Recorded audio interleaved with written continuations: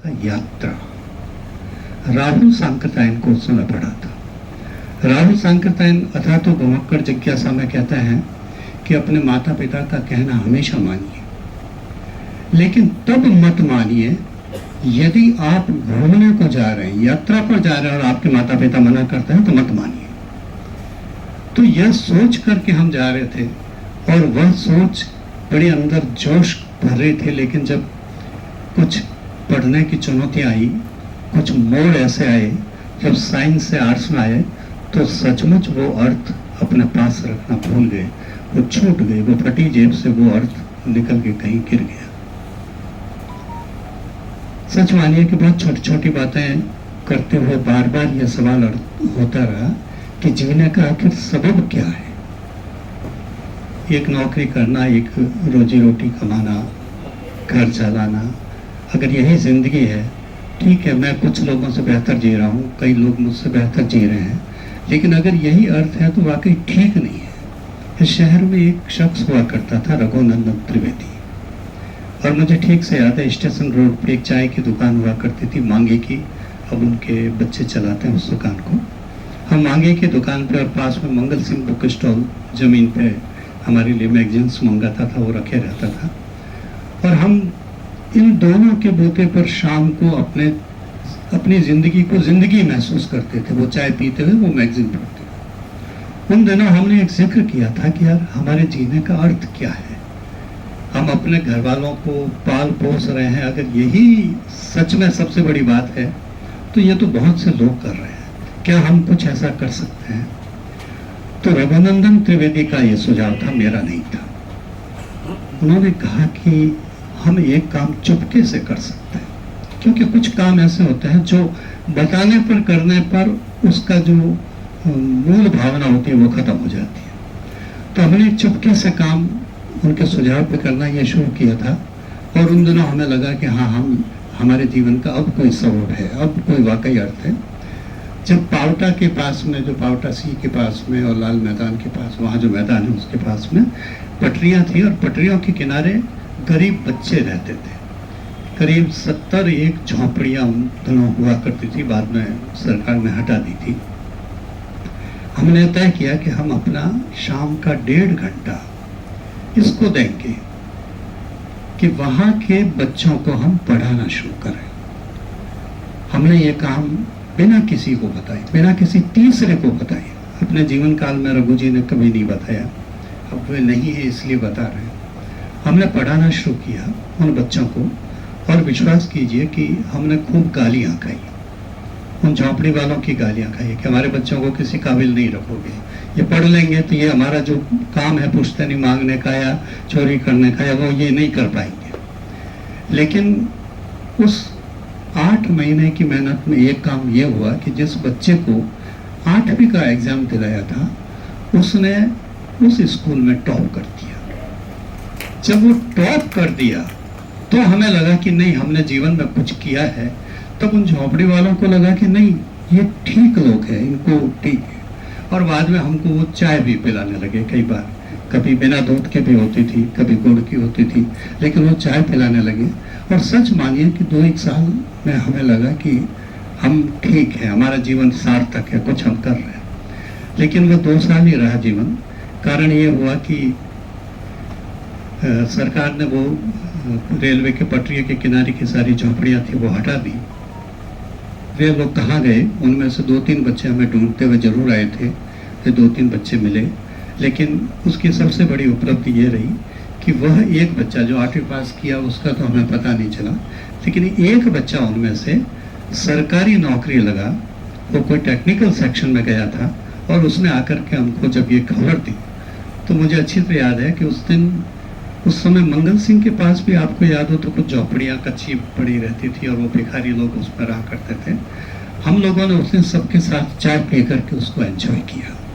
पहली बार लगा कि जिंदगी का अर्थ होने पे कितना अंदर से एक सुख मिलता है, ये सुख हमने महसूस किया। लेकिन जब वो अर्थ खो गया तो हमें लगा कि ये कुछ नहीं बचा है। तब एक बार फिर किताबों की दुनिया वापस बुलाने लगी, और यह लगा कि क्यों नहीं इसको अपनी दुनिया बनाया जाए, इससे शायद कुछ मिले, शायद कुछ हम कर पाए। वो किताबों की दुनिया कैसे देती है मुझे नहीं मालूम, लेकिन बीच की कुछ घटनाएं छोड़ते हुए आपको कोरोना काल के दूसरा राउंड आया था, उस राउंड की केवल एक बात बता रहा हूँ कि हम 2 साथी फिर मिल गए जिन्होंने साइकिलिंग से यात्रा करने का सोचा था। हमने तय किया कि अब कुछ किया जाए। ये जो सब अंदर घरों में बैठे हैं, सब डरे हुए हैं, सब सहमे हुए हैं, कोई किसी को छू नहीं रहा है, उसमें हमने उस मजदूरों की एक लाइन जा रही थी, उसमें शुरू में हमारे साथ केवल 17 या 18 मजदूर थे। हमने एक टेंट लगाया, टेंट वाले ने टेंट हमें फ्री दिया, उसने अपने बिछौने वगैरह सब भी फ्री दिए। और उन करीब 22-23 दिनों तक हमारे पास 425 के करीब लोग हो गए थे। और उन 425 का खाना पीना, आप ताजुब करेंगे, हमने किसी से 1 रुपया नहीं मांगा। और वह रुपया नहीं मांगने पर भी हमारे पास इतने पैसे हो गए कि मोहन कृष्ण जी बोहरा को पता चला कि ये लोग कुछ ऐसा काम कर रहे हैं। तो उन्होंने फ़ोन करके कहा कि मेरे पास से 5,000 रुपये ले जाओ। तो हमें मना करना पड़ा कि नहीं, हमारे पास पैसे इतने पड़े हैं और जरूरत होगी तो हम आपको फ़ोन करके कह देंगे। ये छोटा मूवमेंट था जब लगा कि ज़िंदगी में सचमुच कुछ हमने किया, हमारा जीना कुछ सार्थक हुआ। लेकिन अपना एक एहसास आपके साथ साझा करना चाहता हूँ जो जीने का अर्थ नहीं है। वैसा जीवन कोई नहीं जिए, क्योंकि पहली बार जो पढ़ा था खरीदी कौड़ियों के मूल, उस समय जो दीपंकर सेन उसके नायक हुआ करते हैं, वो ट्रेन से विदा हो रहे हैं और उनके शिष्य हैं वो आज उनको पहुंचाने आए हैं। दीपंकर सेन पूछते हैं कि अच्छा तुम लोग क्या क्या बनना चाहते हो, ये तो बताओ मुझे। तो कोई कहता है मैं डॉक्टर बनना चाहता हूँ, कोई व्यापारी बनना चाहता हूँ, कोई इंजीनियर बनना चाहता हूँ। दीपंकर सेन बहुत निराश हो गए। उनका उतरा हुआ चेहरा देख करके उनके शागिर्द समझ गए कुछ गड़बड़ हुई है। दीपंकर सेन ने मुंह लटका के कहा कि क्या तुम में से कोई भी एक अच्छा इंसान नहीं बनना चाहता? सब कुछ न कुछ पद पाना चाहते हैं, कोई एक ऐसा नहीं बनना चाहता जो ये कहे कि मैं जीवन में जो अभाव में है, जो दुख में है, जो अकेले हैं, जो उदास है, मैं उनके साथ रहना चाहता हूँ। मेरी सारी जिंदगी व्यर्थ चली गई। ये कितने बड़े दुख की घड़ी है कि एक व्यक्ति जिसने सारा जीवन एक पीढ़ी को बनाने के लिए लगाया और उसे अंत में कहना पड़ा कि मेरी सारी जिंदगी निरर्थक चली गई। दूसरा जो एक है जिसके उदासी के साथ मैं जीता हूँ, जिससे मैं उदास होना सीखता हूँ, जिससे मैं लोगों की उदासी में उदास होना सीखता हूँ। टॉलस्टॉय का उपन्यास है अन्ना कैरेनिना। उसका जो समापन है वो भी प्लेटफॉर्म पे होता है। प्लेटफॉर्म पे एक शख्सियत अकेली बैठी है।